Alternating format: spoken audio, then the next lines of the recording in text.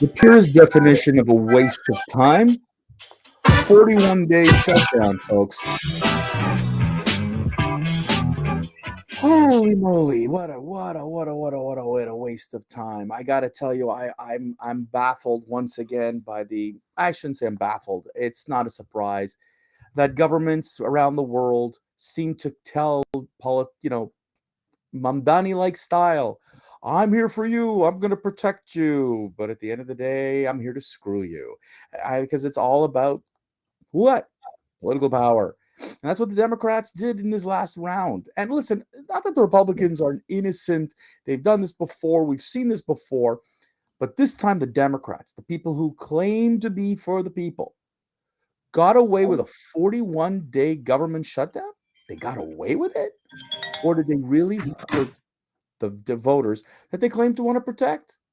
Welcome back, everybody. I'm David Solomon. He is Stuart Brisgell. This is the Rant Network, where every Monday, Wednesday, Friday, noon Eastern, we rant about politics, culture, society, and so much more. It's all about the absurdities of what we're living with. It's about the stuff that people talk in hushed tones that they're afraid they get yelled at by their some of their lefty friends that I got, by the way, I got yelled at the other night about that. So sit back, relax, ladies and gentlemen, as we go into yet once again head scratcher, folks. Because here's what happened. John Fetterman, who's been standing up as since the beginning, yelling at his party, stop the partisan politics, stop the stupidity. If we're really here to help the everyday people, get back to the negotiating table. But Trump derangement syndrome, Stuart, once again got in the way. Trump the bad man, Trump the bad man, Trump the bad man. That's all you kept hearing. Trump the bad man. Trump's in it for himself. If we shut down the government, it's to screw who? Donald J. Trump. That's all you heard for 41 freaking days. But air traffic controllers didn't get paid. Military folks were not going to get paid. Snap. Sorry? Snap. The SNAP program, which many outside of Canada outside of the US, heard for the first time. What the hell is SNAP? People not being able to go get food. But those rich bastard Democrats who went off on that Napa Valley, retreat not that long ago, got to sip beautiful wines and scotches and eat filet mignon. And I know I'm making that stuff up, folks, so don't fact check me on that part. But they went out. Once again, did they take a pay cut? Did the Democrats say, no, we're standing with their people. If they don't get paid, we don't get paid. Did you hear that once? Oh, no, of course not. Because even our good friend Bernie Sanders said, hey, we have families. As if the people he claimed to protect do not have families. Stuart, people made choices between food and going to work, their rent, and going to work because they couldn't afford a bus ticket. They couldn't afford the gas to get to work. They couldn't afford a lot of things. They put people in harm's way.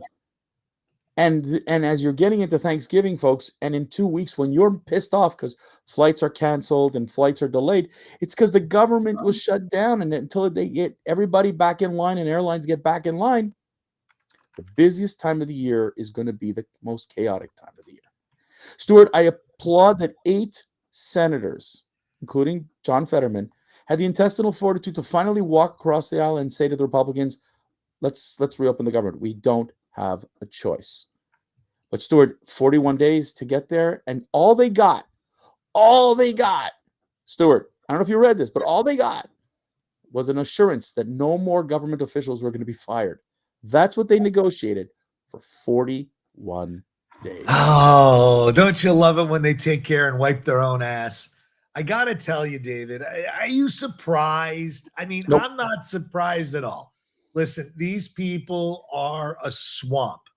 And you know what? It needs to be drained further. I like that analogy. I think it's very, very apropos. And you know what?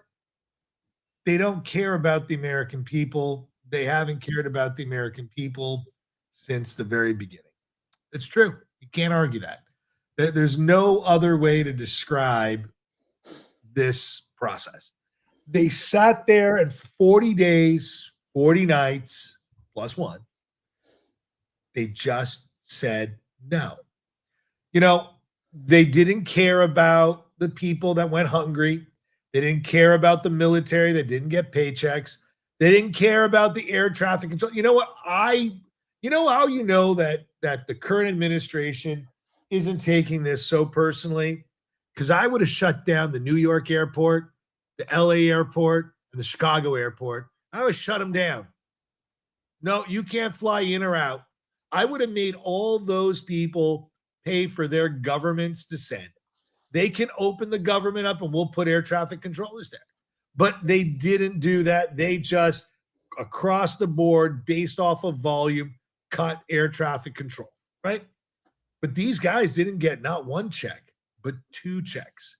They got 2 donuts.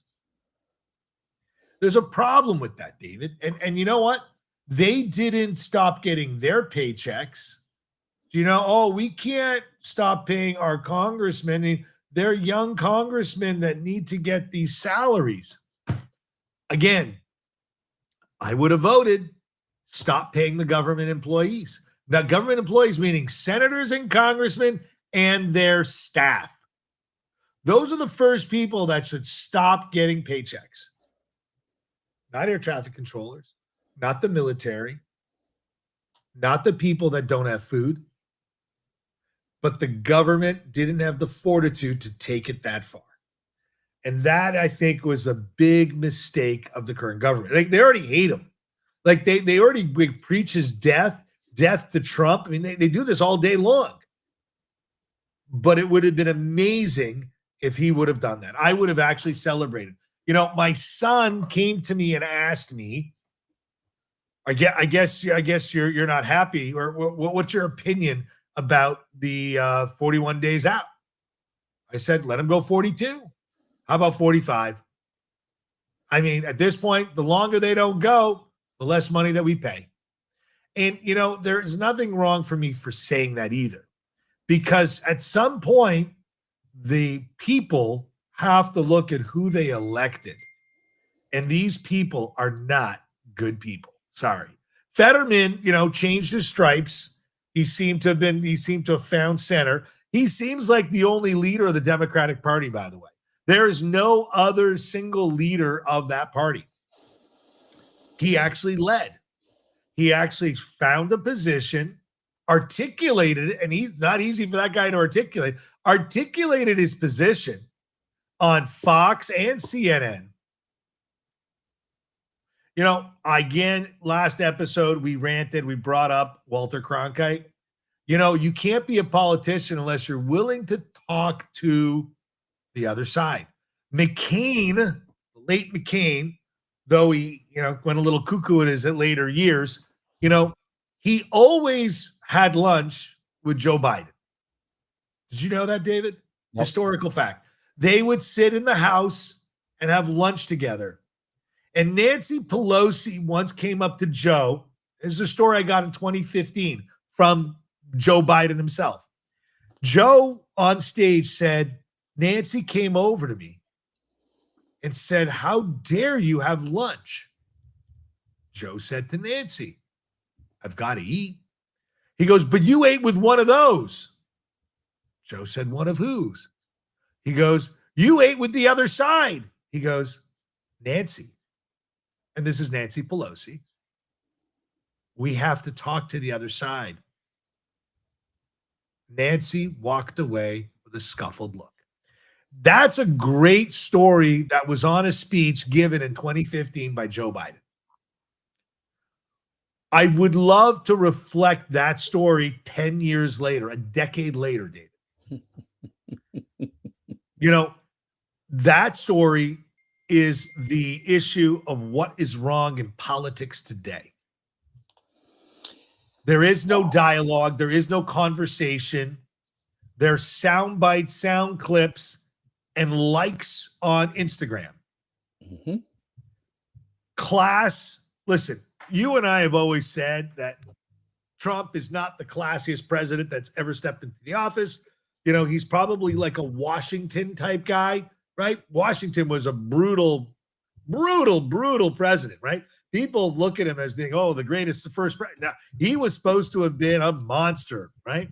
Making Donald Trump look like a pansy.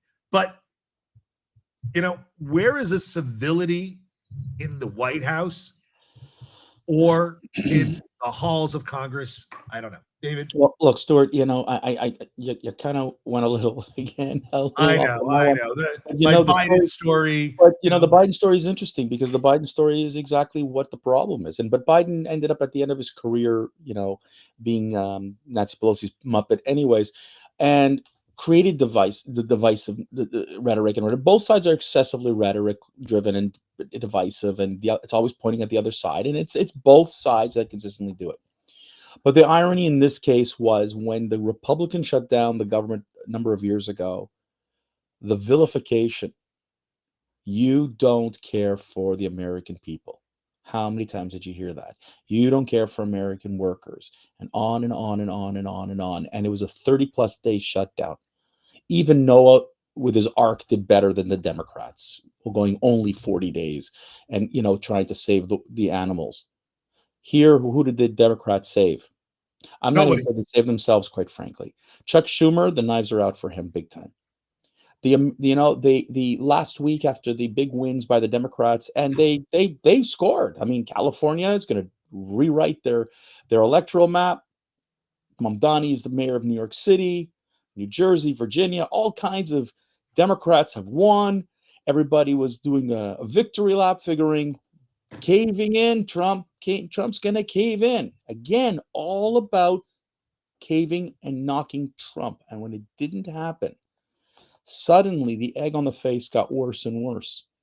Because once again, the Democrats proved one thing: they were just in it to get elected. They're not in it for anything more than that. And I could say this about the Republicans too, but in this case, the Democrats forced the shutdown. So when you sit there and say, "Yeah, but you Republicans are just as bad," it's irrelevant. Look at the situation at hand right now, folks. You got screwed by the Democrats, who claim to not be like Republicans. So which is it? Like, you can't play both sides.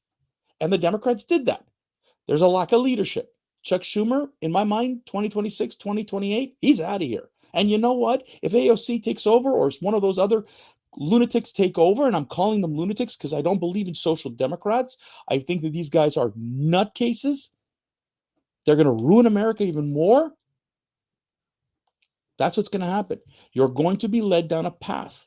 And we see this in some cities around the world. We see this love affair again for socialism, that they think this is the way to go, is tearing the Democratic Party apart.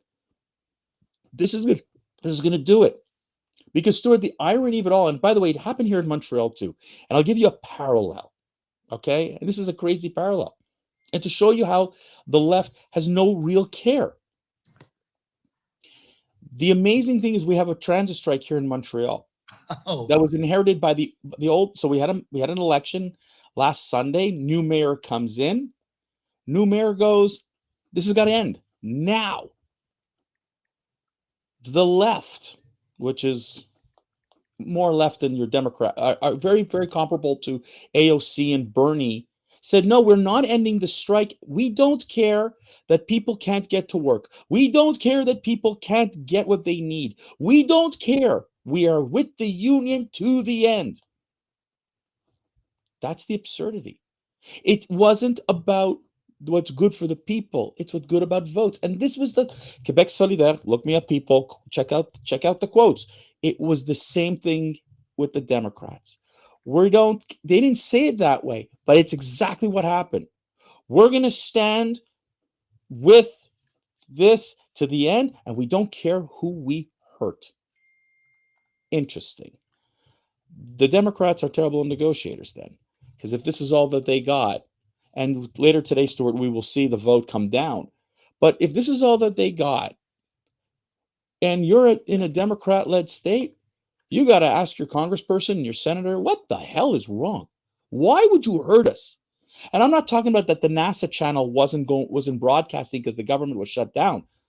I'm talking about real people getting hurt. Did it dawn on you? But if you still believe this is Trump's fault, then you're as deranged as they are. But get out of the politics for just a second. Forget the donkey and the elephant. Who is ultimately responsible? And think about it. Think about it. Stuart, last word to you, my friend, as we wrap up. David, this has been a great hump day. I feel like this was a rant that was like a hump. And I think let's hope we get over this hump. And we're going to get over this hump. Yes. I just like to leave people with like this. If you look at the amount of people that cast their ballots, if you look at the amount of people that live in that area,